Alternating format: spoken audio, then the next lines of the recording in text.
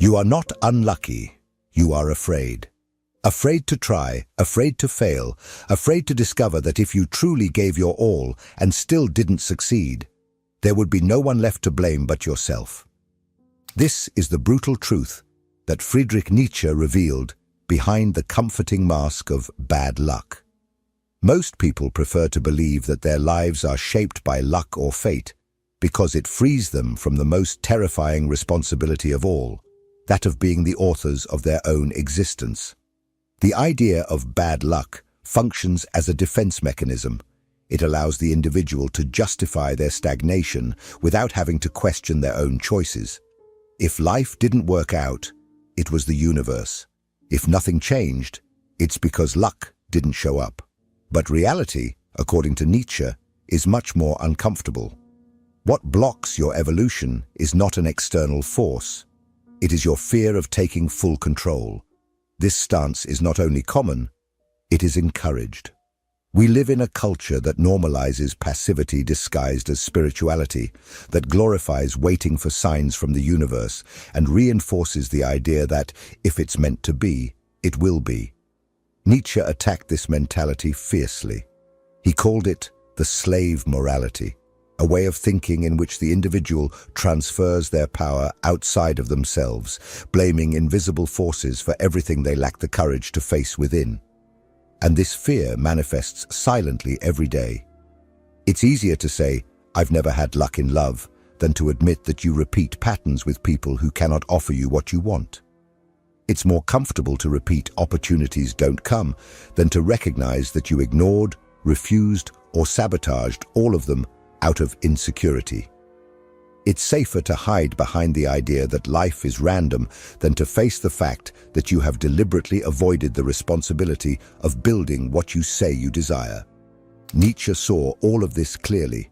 For him, the person who blames bad luck has not yet understood that life is indifferent, that the universe does not conspire, either for or against. And precisely because of that, you are free. The indifference of the world is not punishment. It is possibility. You can create anything. But for that, you need to abandon the idea that you are being blocked by hidden forces. You need to accept that what most hinders you is the fear of discovering what you are truly made of. It is at this point that the Nietzschean journey begins, when you decide to stop protecting yourself with comforting narratives and start confronting reality in a raw and naked way. When you understand that bad luck is just the disguise your fear uses to keep you where you are. When you realize that living in expectation is a choice and that you can choose differently. This video is not a self-help message. It is a rupture, a call to radical responsibility. If you have the courage to continue, what comes next will not be comfortable, but it can be liberating. Because from here on, bad luck ceases to be an explanation, and the conscious creation of your life becomes the only possible path. The human mind has an extraordinary talent for protecting itself from pain, even if it means lying to itself. And one of the most recurring lies, according to Nietzsche, is the one that puts us in the role of victim. Because being a victim is, paradoxically, comfortable. There is a certain psychological security in believing that things went wrong because of factors beyond our control. When you put yourself in that role, you don't need to change, you don't need to take risks, you don't need to take responsibility. All you need to do is wait. Wait for something out there to change for you. Nietzsche was surgical in dismantling this internal structure. He understood that most people hide behind the victim role because facing the risk of being free is unbearable. Being free means that everything depends on you. It means that if you try to build the life you want and fail, there will be no excuses. There will be no luck, fate, or cosmic injustice to ease the pain. There will only be you, and the realization that you failed on your own. This is a truth that few can bear to face. And for that reason, Many prefer to silently sabotage their own chances. Unconsciously, they reject opportunities, avoid challenges, gravitate towards relationships doomed to fail, procrastinate dreams, and maintain habits that destroy them. All of this because, deep down, it is easier to deal with the predictable frustration of a mediocre life than with the terror of truly trying and confronting the abyss of real failure. The bad luck becomes the perfect excuse to continue protecting oneself from trauma that hasn't even happened yet. This emotional protection is not only internal, it is cultural. We live in a society that feeds the narrative of the victim. Social media, motivational speeches, and even certain lines of spiritual thought reinforce the idea that you are not to blame for anything, that you did the best you could, that the universe will still reward your pain. Nietzsche would see this as poison, not out of contempt for pain, but because he knew that this waiting posture anesthetizes the will to power, that vital force that drives us to creation, transformation, and overcoming ourselves.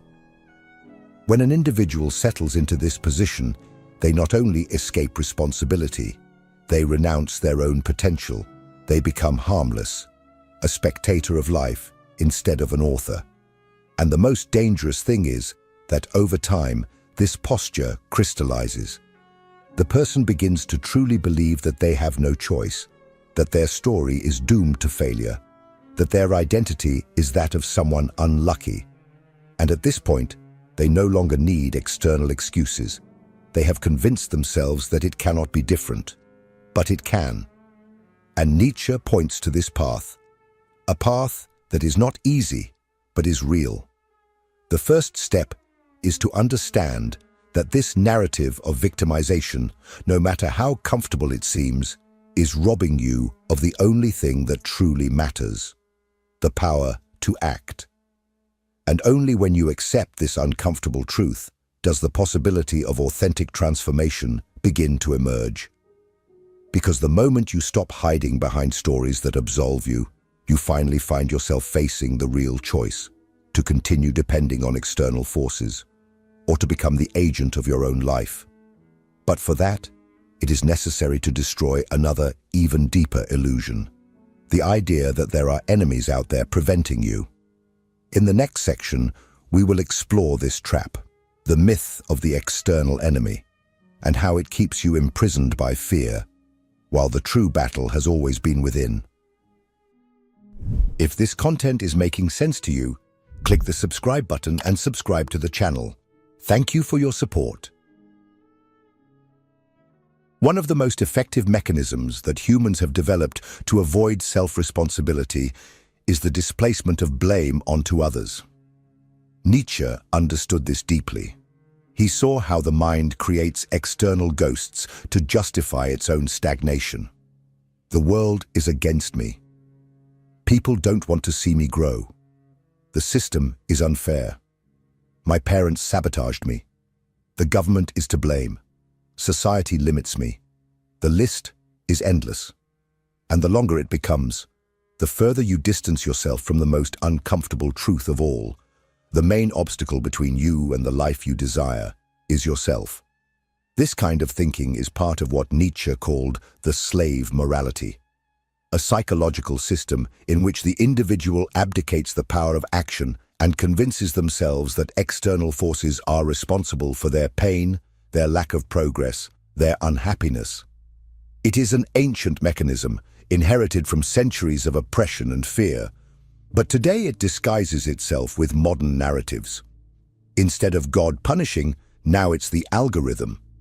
Instead of an external demon, it's the job market, the ex-boyfriend, the boss, the country, astrology. The names change, but the psychic function remains the same, to avoid confronting one's own freedom, because freedom, true freedom, is unbearably heavy. It demands that you acknowledge, no one is stopping me but myself. And that is a truth that many prefer to never face. That's why we create such external enemies, not because they are real, but because it is more comfortable for us to believe that there is something outside of us blocking, betraying, limiting us. The existence of an invisible oppressor justifies our inertia. It justifies our paralysis. It justifies our fear. But Nietzsche, with his brutal clarity, forces us to confront the opposite. What if there is no one stopping you? What if everything you call an obstacle is in fact a reflection of decisions you have made, consciously or unconsciously? What if you surround yourself with people who pull you down because it's safer that way? What if you choose crooked paths because the predictable failure hurts less than the success that requires change? What if the enemies you claim to face are just shadows projected to divert your attention from the only real enemy, your fear of acting? The truth is that the more you seek blame outside, the further you move away from the center of your own power. And it's not about denying that the world is unfair or that life imposes difficulties. Nietzsche never romanticized suffering, but he believed that even within chaos, the choice of how you react, how you act, is still yours. And it is precisely there that your freedom lies. The indifference of the world is not a sign of oppression, but of autonomy.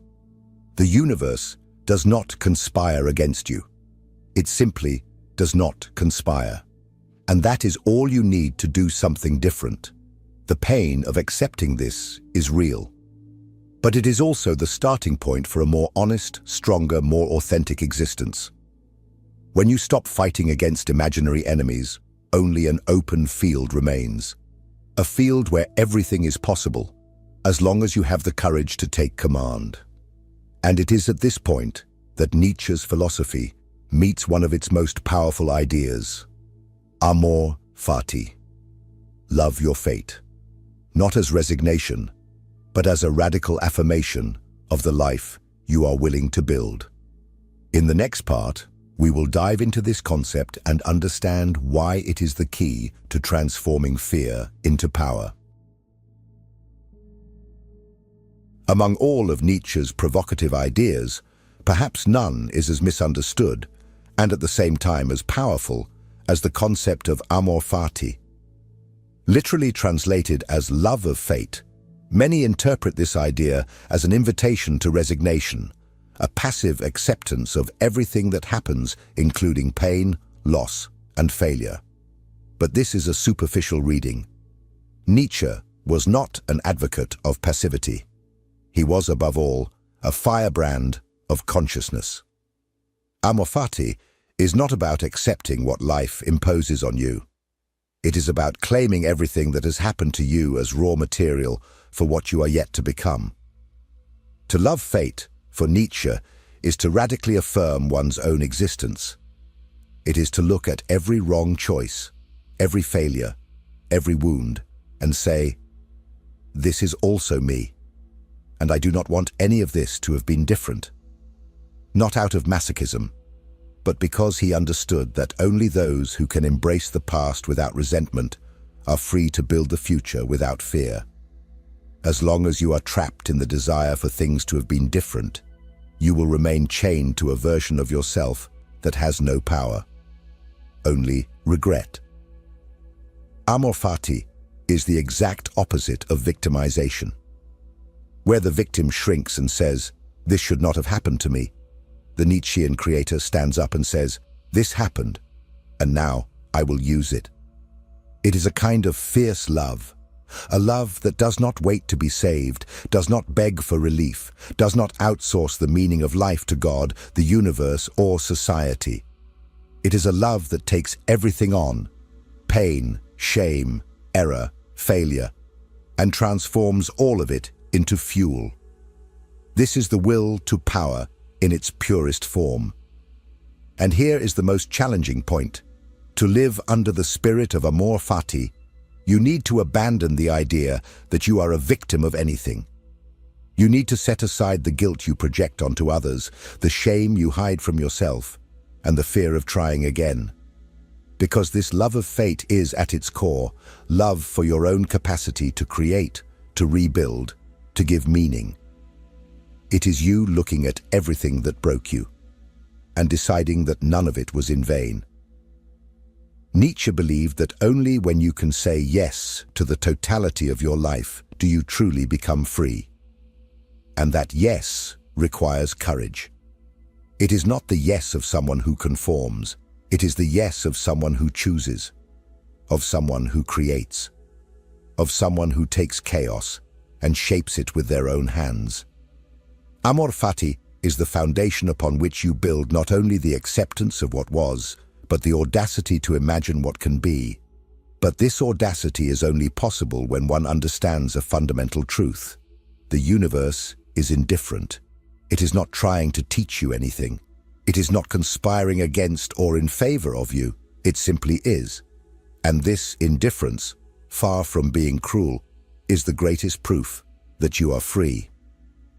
In the next part, we will explore exactly this: why the universe's indifference is not a reason for despair, but rather the most powerful of freedoms, and how this absence of imposed meaning opens up space for you to be the creator of your own significance. One of the hardest truths to accept, but also one of the most liberating, is that the universe simply does not care. It has no plans for you. It is not trying to teach you lessons. It does not conspire against or in favor of you. It does not punish, does not reward, does not organize events according to your merit or suffering. It simply is. This realization may sound cold, even desperate, especially for those who grew up believing in purpose, in cosmic justice, in synchronicities, or in some kind of predetermined destiny. But Nietzsche saw this indifference as a sublime revelation, because if nothing is written, then everything can be written. The absence of a predefined meaning is, for many, what fuels nihilism. If nothing makes sense, why do anything? But Nietzsche proposes another view, a brutal and brilliant inversion. He says, precisely because nothing makes sense, you are free to create your own. And that changes everything. Freedom is not a gift, it is a burden, because it carries with it the total responsibility for every choice, every omission, every direction your life takes. When there is no longer any external force to blame, there is nothing left but you, and that is frightening. But it is in that fear that the chance to become who you really are resides. Nietzsche looked down on the human tendency to wait for orders from the heavens. He fiercely criticized those who sought metaphysical justifications for life because he saw it as a denial of one's own creative power. When you wait for the universe to give you permission, you are implicitly saying, I do not have the courage to decide for myself. And that is why so many people live waiting for signs, for answers, for external validations. Because deciding for oneself requires strength, and most prefer security. The truth is that life owes you nothing. The world is not obligated to offer you meaning, success, or redemption. The universe does not operate on justice and does not move by merit. And the sooner you accept this, the sooner you can stop waiting and start acting. Nietzsche calls us to abandon this childish stance towards existence. He wants you to rise before chaos and say, I create. It is here that the concept of freedom transforms into power. There is no cosmic plan. Great. That means you can write your own. Nothing is guaranteed. Excellent. That means you have the right to try and fail as many times as you want. Nothing makes sense by itself. Perfect. That means the meaning of your life will be whatever you have the courage to build. And this leads us to the most important question of all. What are you building? Because if you still live saying that you have not been lucky, that things never happen for you, that the universe does not help, perhaps you are just fleeing from the most uncomfortable reality of all. You have not truly started to create yet. You still live as if you need permission. But you don't. In the next part, we will talk about what happens when you decide to stop telling stories to yourself and actually start creating your life with your own hands. We will talk about the birth of the creator, And why, according to Nietzsche, you only begin to truly live when you kill all excuses. If what you're hearing resonates with you, you'll find real value in my ebooks. Beyond the Shadow breaks down Jung's core ideas, while Dialogues with the Unconscious gives you a 30-day path to apply them in your life. Both are linked in the pinned comment. There comes a moment when there is no one left to blame. No trauma, no absent parent, no abusive boss, no ex-partner, no politician, no planetary alignment, no algorithm. Just you, just your consciousness, just the choices you made or failed to make. It is at this point that many people crumble, because the collapse of excuses means the inevitable birth of a new question. And now that there is no more story to protect me, what do I do with this freedom? Nietzsche called this moment of rupture the revaluation of values, when everything you believed about yourself and the world stops making sense, and you find yourself facing the abyss of creation. It is the moment when you realize that you can, indeed, build the life you want, but that it will require everything from you, all your responsibility, all your energy, all your pain transformed into strength, all your history now reinterpreted not as an excuse, but as the origin of your power. To reach this point, you need to kill one thing: the narrative. The story you have told about yourself until now. The one that said you can't, that you are not enough, that you were born in the wrong place at the wrong time with the wrong people, that you have too many problems or too few traits. This story needs to die, because as long as it lives, you will live within it. You will use it as a shield. You will use it as a justification. You will use it as a prison. Nietzsche believed that a human being only becomes truly free when they overcome these inherited narratives, social, religious, moral, familial, and begin to create their own values. This is what he called the birth of the Übermensch, the one who does not conform to the life they were given, but decides to shape a new one with their own hands, the creator, the author of their own existence. And this has nothing to do with becoming superior to others. It has to do with becoming superior to yourself, to your past version, to your old story, to the fractured identity you carry. But to do this, you need to be willing to face a kind of pain that few can bear, the pain of truth, the pain of seeing that everything you have not achieved until today was not due to bad luck. It was due to fear, to hesitation, to omission, to sabotage. It was because, deep down, you still hoped someone would come to save you. But no one comes, and this is not a reason for despair. It is the beginning of your autonomy. When you abandon the illusion that life should be a certain way, you gain the freedom to build a life your way.